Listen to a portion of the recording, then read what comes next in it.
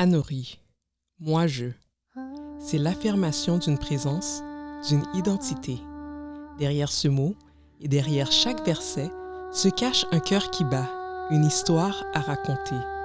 Vous écoutez le podcast Anori, l'espace où les figures de la Bible sortent de l'ombre pour nous rejoindre dans notre quotidien. Je suis Anathalie Jean-Charles, votre guide dans cette exploration narrative. Installez-vous confortablement, laissez de côté le bruit ambiant et accueillez le Saint-Esprit afin qu'il ouvre votre cœur au récit de la fille d'Abraham, celle qui a quitté la poussière pour la grâce. Fille d'Abraham, courbée et redressée. J'étais à l'image d'une bête de somme. Oui, une bête de somme. Comme un bœuf, mon dos était penché à l'horizontale. Rien à faire pour me redresser. Ma tête parvenait à peine à voir là où j'allais.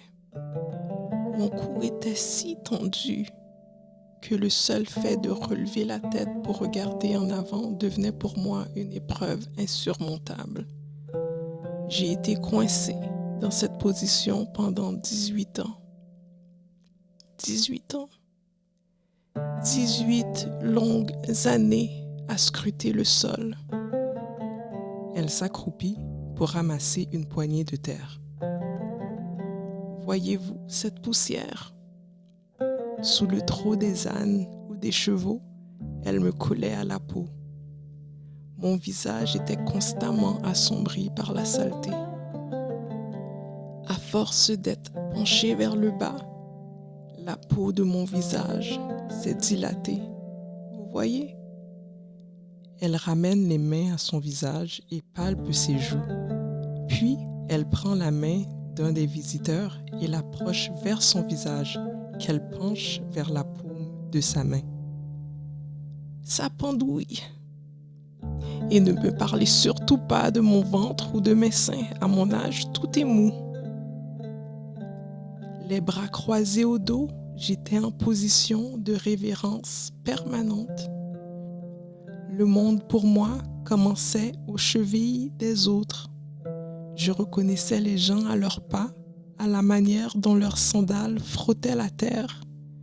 Un glissement sec pour les jeunes hommes pressés, un pas traînant pour les vieilles femmes chargées d'eau. Je me repérais dans les recoins de la ville grâce aux caractéristiques changeantes du sol. Par exemple, devant la maison, le chemin s'étirait durci par le soleil, craquelé par les étés. Entre les pierres, la poussière fine portait des traces de vie. Une miette de pain tombée du panier, des graines d'orge échappées d'un sac, une plume qu'un poulet avait perdue. Parfois, je m'arrêtais longuement pour observer les insectes qui s'y aventuraient. Les fourmis obstinées, les scarabées sombres roulant leur butin comme des secrets. Après la pluie, dans les flaques boueuses, je me surprenais à regarder des bribes de ciel qui s'y reflétaient et que je ne pouvais plus contempler autrement. Aujourd'hui, c'est avec un cœur rempli de reconnaissance que je l'admire constamment. Quand je marchais vers la synagogue, c'était encore le sol qui me racontait le monde. Les franges des manteaux balayaient parfois ma vue, soulevant un souffle de poussière et des effluves humains. Par des temps de fête, j'aimais voir les pieds crasseux et épuisés des pèlerins qui revenaient de Yerushalayim. La vue des petits pieds nus ou des petites mains d'enfants jouant par terre, traçant dans la poussière ou lançant des cailloux qui me ravissaient le cœur. Par moments, une ombre traversait mon champ de vision, le passage d'un gamin courant, d'un chien amaigri, d'un nuage fuyant.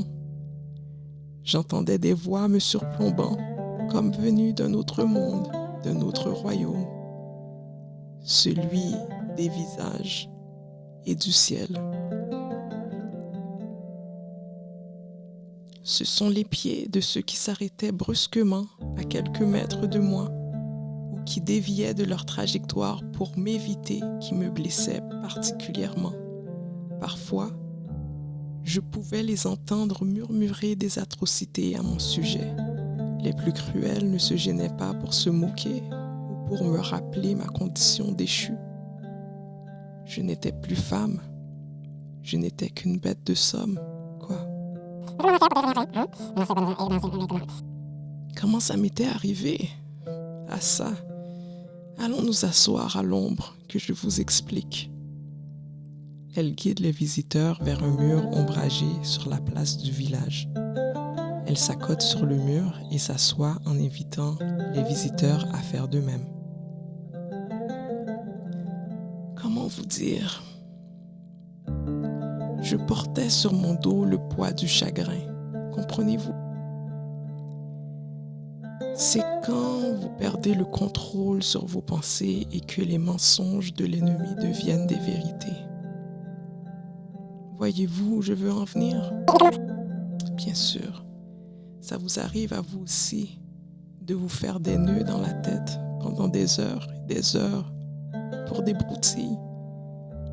Dans mon cas, mes pensées étaient si lourdes que c'en était devenu maladif. Mon âme était dans la tourmente, épuisée et chargée sous le fardeau de mes pensées délibitantes. Dans les psaumes, le roi David met brillamment des mots sur ce que j'ai vécu. Il dit « L'ennemi poursuit mon âme, il fout à terre ma vie, il me fait habiter dans les ténèbres comme ceux qui sont morts depuis longtemps. Mon esprit est abattu au-dedans de moi, mon cœur est troublé dans mon sein. »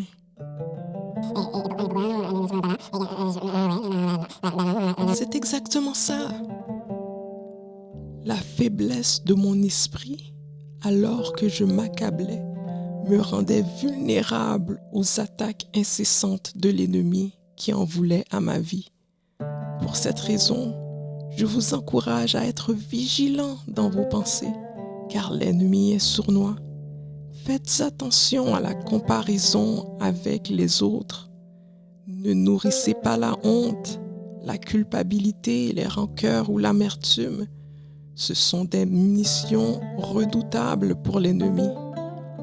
Nourrissez plutôt vos pensées de tout ce qui est vrai, noble, juste, pur, digne d'amour, de tout ce qui est vertueux et mérite la louange. Sinon, vous pourriez vous retrouver un jour comme moi, il y a maintenant des années, où j'ai été soumise dans mon corps et dans ma volonté à l'esprit qui me liait. À l'instar de mon âme, mon corps ployait sous le joug du mal, mais je ne savais pas ce qui m'arrivait. Personne ne pouvait se l'expliquer, jusqu'au jour où je fis la rencontre de l'homme de Galile. Oui, Galila, c'est ça, la province au nord de la Samarie. Cette rencontre changea ma vie pour toujours. J'avais beaucoup entendu parler de lui dans le village et j'étais curieuse de connaître ses enseignements. J'avais entendu dire qu'il enseignait dans les synagogues sur la repentance et le royaume d'Adonai. De ce que j'en comprenais, il était encore plus charismatique que Yohanan qui baptisait aussi dans notre région. Il fallait absolument que j'en apprenne plus sur ce rabbi énigmatique. Alors, comme à mon habitude pour Shabbat, je jonchai le chemin pavé de pierres blanches qui menait à la synagogue où il enseignait. Autant que faire se peut, je rentrai discrètement dans la grande salle bondée de monde et je m'assieds sur les bancs de pierres blanches qui bordaient la salle. Là, j'entendis la voix d'un homme que je n'avais jamais entendu auparavant. Elle était à la fois douce et ferme. Toutefois, il semble que ma démarche de discrétion n'avait pas fonctionné puisqu'il me vit.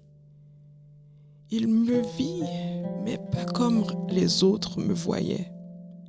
Ce que je ressentais de son regard posé sur moi, c'était ni du mépris, ni du dédain, ni même de la curiosité.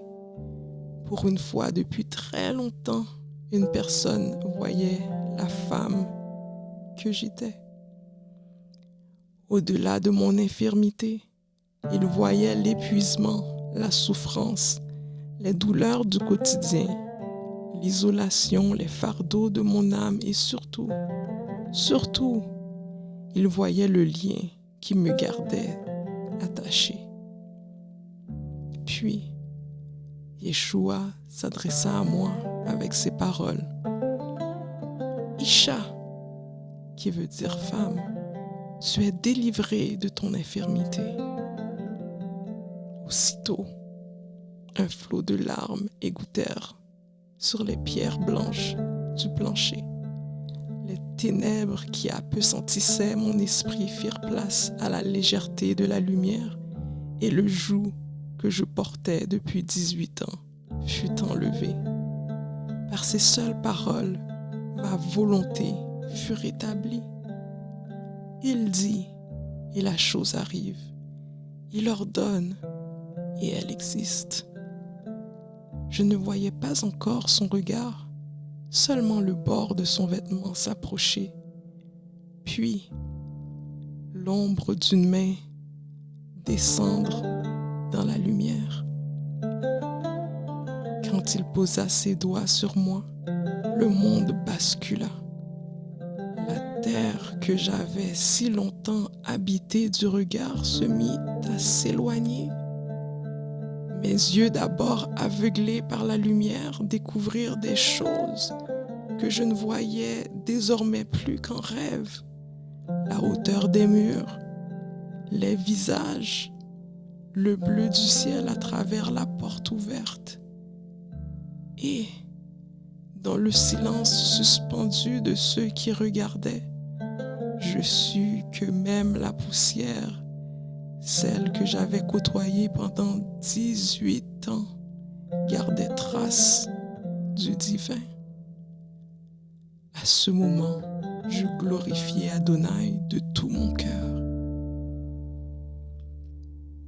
Alors vous aussi, vous êtes stupéfaits. Vous auriez dû voir et entendre la réaction des Pérouchim, ou des pharisiens si vous préférez. Le chef de la synagogue se mit à débiter une harangue sur les lois régissant le Shabbat, nous réprimant de venir nous faire guérir en ce jour saint. Mais l'homme de Galilée n'a pas la langue dans sa poche. Oh non, non, non. Hypocrite que vous êtes, qu'il leur lança. Chacun de vous ne détache-t-il pas son bœuf ou son âne de la mangeoire pour le mener à l'abreuvoir le jour de Shabbat? Et cette femme, qui est fille d'Abraham et que Satan tenait liée depuis 18 ans, ne fallait-il pas la délivrer de ses chaînes aujourd'hui parce que c'est Shabbat? Et v'lan dans les dents. C'est à ce moment seulement que j'ai saisi l'état réel de ma situation. Mon esprit et ma volonté étaient liés par Satan. Le pire, c'était que j'étais résigné à ma condition. Tout me réduisait à l'état d'animal et personne ne m'accordait la considération qui leur est due. J'avais soif de compassion, soif d'amour, soif de guérison, soif de délivrance et personne, pas même ces soi-disant hommes d'Adonai, ne pouvait me détacher. Pas un n'a essayé de me consoler, de me comprendre, de m'aider. Mais lui Lui m'a détaché et j'ai été désaltéré à sa source d'eau vive. Il m'a redonné ma dignité. Il m'a rétabli dans le royaume des visages et du ciel. Ce n'est pas la violation du Shabbat qui agaçait les religieux. Ça non. C'était plutôt la glorification de Yeshua Mashiach qui les énervait.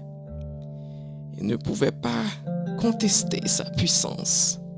Ils ne pouvaient pas nier que Yeshua est Mashiach, loin de David, qui avait été annoncé par nos prophètes. Il a guéri des malades comme moi, ressuscité des morts, délivré des opprimés comme moi. Tous ces miracles sont les signes de sa victoire sur le mal et sur la mort, avec la preuve éclatante de sa propre divinité. Et sur cette croix, où il a été cloué, il a porté tous nos péchés avec toutes ses conséquences physiques et morales. Alléluia! Les religieux attendent les événements de la fin des temps pour voir éclater la gloire du royaume des cieux, alors que Yeshua l'a fait parvenir jusqu'à nous. Le royaume des cieux est présent au milieu de nous et nous pouvons voir son règne se manifester par la délivrance des oppressions spirituelles, physiques, mentales et sociales. J'étais lié par mon péché et il m'a sauvé. J'étais lié comme un bœuf dans mon corps et dans mon âme et il m'a délivré. J'étais lié socialement, marginalisé et il m'a vu. Il m'a incluse dans la société. Oh, qu'ils sont beaux les pieds de celui qui apporte la bonne nouvelle du royaume des cieux. Alléluia. Yeshua a rendu effectif et visible sur terre le royaume d'Adonai à travers des actes de libération et de restauration.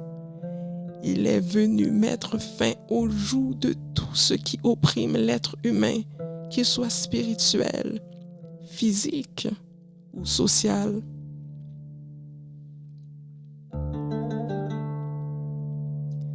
Alors que je m'adresse à vous, si vous entendez sa voix, ne durcissez pas vos cœurs.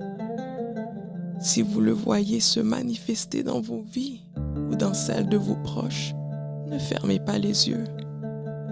S'il se tient à votre porte et qu'il frappe, ouvrez-lui, invitez-le à entrer. Je sais que ce n'est pas facile d'empêcher que l'amertume et l'apitoiement nous volent notre joie, notre paix et notre ouverture d'esprit, surtout lorsqu'on souffre dans son corps et dans son âme, surtout lorsque l'épreuve perdure. Vous vous imaginez 18 ans à se déplacer comme un animal. C'est extrêmement difficile sur le moral. Mais je peux vous assurer que tous les jours, Adonai renouvelait mes forces de façon surnaturelle pour que je puisse passer à travers. Rappelez-vous, la fin de soi est le début d'Adonai. Quand la charge de briques est doublée, alors vient Moshe. Ça vient d'un vieux dicton hébraïque. Quand mon cœur est submergé, conduis-moi vers le rocher qui est plus haut que moi. Ça, c'est la façon dont David l'exprime dans les psaumes. L'extrémité de l'homme est l'opportunité d'Adonai. C'est la façon proverbiale de le dire. Car nous sommes impuissants devant cette grande multitude qui s'avance contre nous.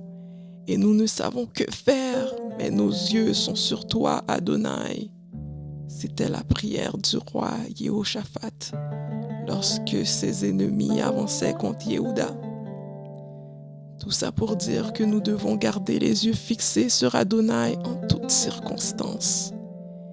Il est la source d'eau vive. Il est capable de nous délier, de nous délivrer et de nous désaltérer pour l'éternité.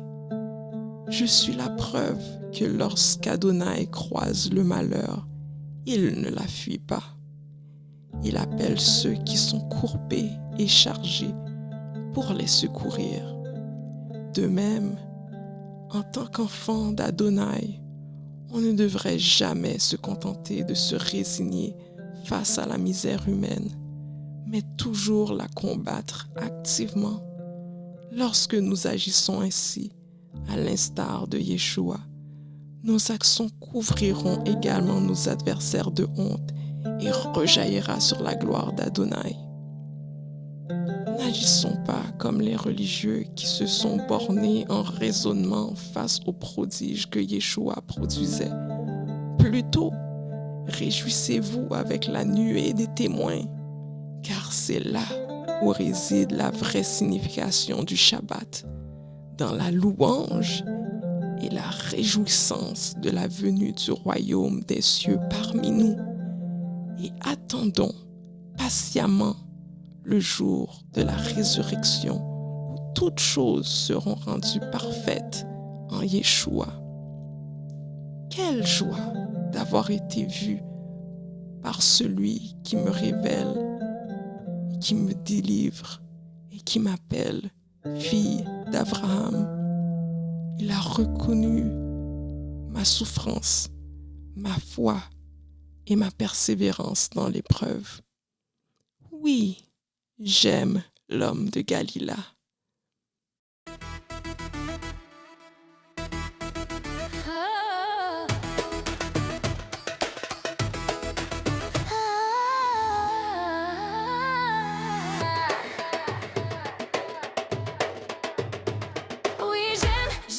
L'homme de Galilée. Oui, j'aime l'homme de Galilée. Mon fardeau enlevé, mes péchés effacés. Oui, j'aime l'homme de Galilée.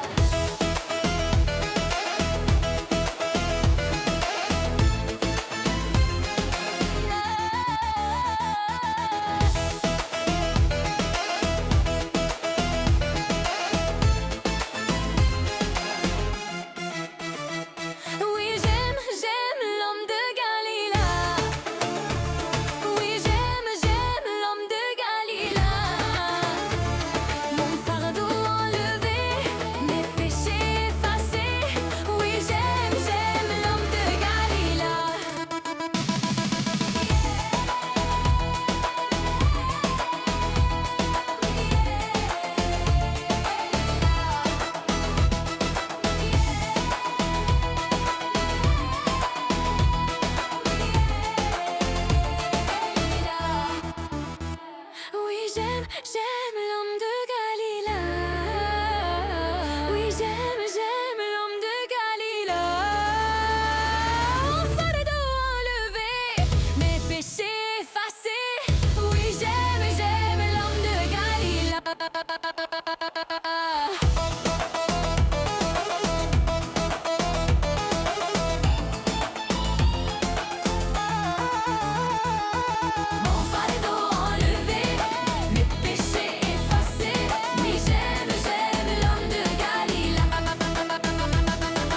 Mon fardeau enlevé, mes péchés effacés.